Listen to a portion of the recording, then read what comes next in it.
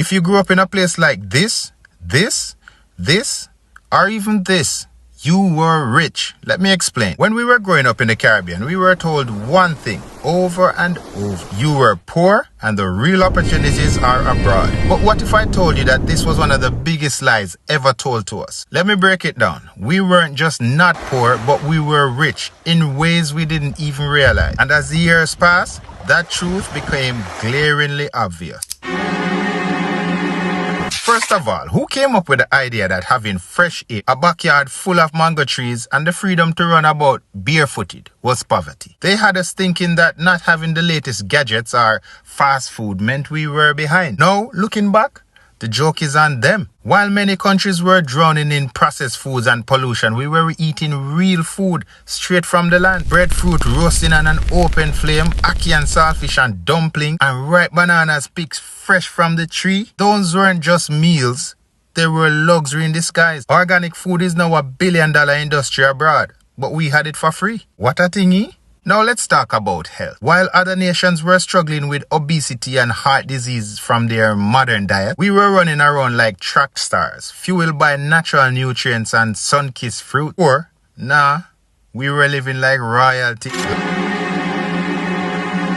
For years, the dream of leaving the Caribbean to the first world was sold to us like a ticket to paradise. Move to America or England and your life will be set, they said. But when many of us made the leap, we found out that the grass wasn't really greener, it was just colder. In the Caribbean, we woke up to the sounds of birds chirping and waves crashing. Well, not all of us, but most of us. While over there, abroad, it was alarm clocks and traffic jams. A live look at traffic. This is that annual shot we see every year. Life abroad isn't all it's cracked up to be. Believe me, high taxes and expensive rent. Rental prices have gotten so out of hand that people are renting out beds on their kitchen floor for almost $1,000 a month. Things are getting so bad that even new immigrants are starting to leave Canada because they can't afford to live here. And long winters that have you questioning your life choices. And here's the irony. The same North Americans and Europeans who told us that their countries were better, they are the ones now flocking to buy beachfront properties in Jamaica, Barbados and St. Lucia. They are retiring in the same islands they told us to leave, sipping coconut water while we're there shivering in negative 15 degrees.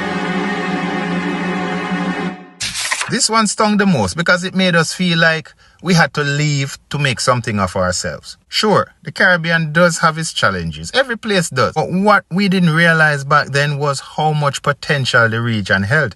And I think a lot of people right now still don't realize. Tourism is one of the biggest industries in the world.